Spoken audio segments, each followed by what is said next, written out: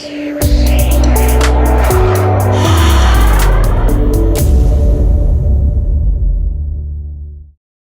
and welcome to this episode of AdTastic. I'm your host, Tony Stanall, and today we're talking with Marissa Nance of Native Tongue Communications. Welcome, Marissa. Hi, Tony. Thank you for having me.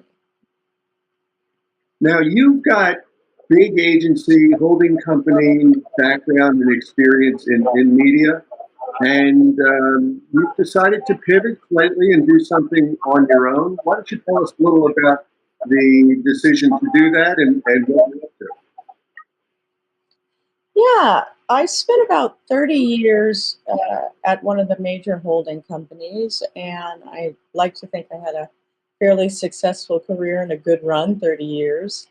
But I tell people that throughout it, I would think if the name of my memoir, I'd call it The Only Chip in the Cookie, because many times I look up and I was the only person that looked or sounded like me in a room. And I thought if Oh, I had the opportunity to create a space, a safe space in a community filled with people that look and sound like me, who care about communities of color or communities that are made up of those who normally aren't given a voice or really not seen, then I should take it. And in January of 2019, I was given that opportunity. I took it and I launched Native Tongue Communications, and we are the first and only minority certified and female certified media agency to exist. wow. And that was pre-pandemic. How did the pandemic, cause you to do anything differently? Well, it's interesting. I tell folks we're a few years in and we're still a startup. We had 1 year under our belt pre-pandemic. I was a fairly nascent entrepreneur, and I remember turning to my husband New Year's Eve 2020 and saying, well, look, I got through it. I did it. Look at me. The rest is going to be gravy. And then 2 months into 2020, 3 months into 2020, the world blew up. And I'm not alone. I'm sure there's others that same situation has happened to. But I'd say because of who we are and what we do, there are two very distinct impacts that this situation, this global pandemic, created for Native Tongue. The first is we're a brand new company, and as such, we need clients. We need dollars coming in the door so that we can Mhm. sustain ourselves and keep going. And there was a lot of cutback in terms of marketing and media and Mm. spending at that time, and still.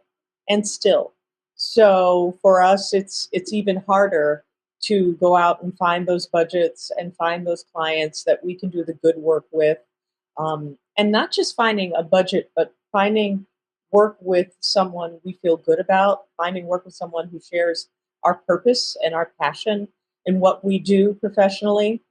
But the second thing that's very interesting is because we're a certified entity and we specialize in a phrase I've coined, which is microcultural audiences. We don't say multicultural.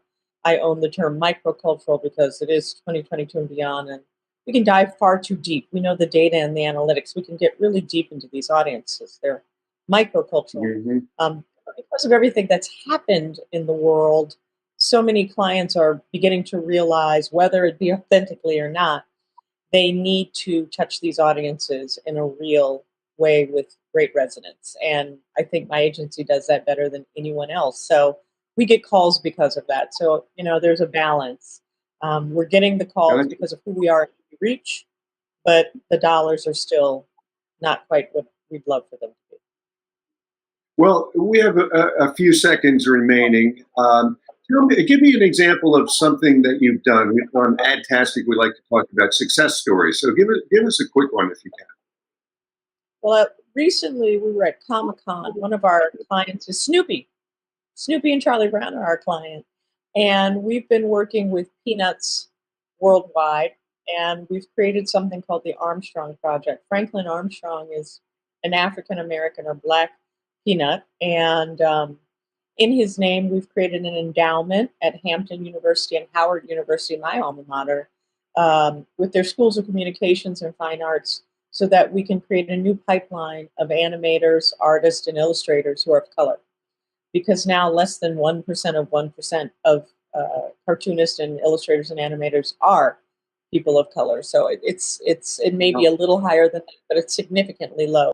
So being able to work with Peanuts and create the very first endowment and opportunity in the Armstrong project to create something like that, and think forward, not just short term, but for the future, creating this pipeline of these artists is really a source of pride. And we are actually now working with Target in hopes of taking it into retail and really amplifying the story.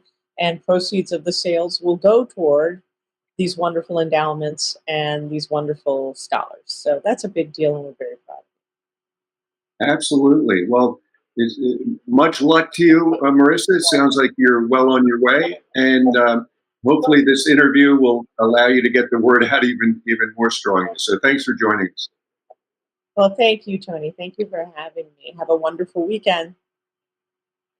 You too. And thank you for joining us on this episode of AdTastic. You know where you could find out more about Marissa Nance. That's at dailyadbrief.com, where this interview will be posted.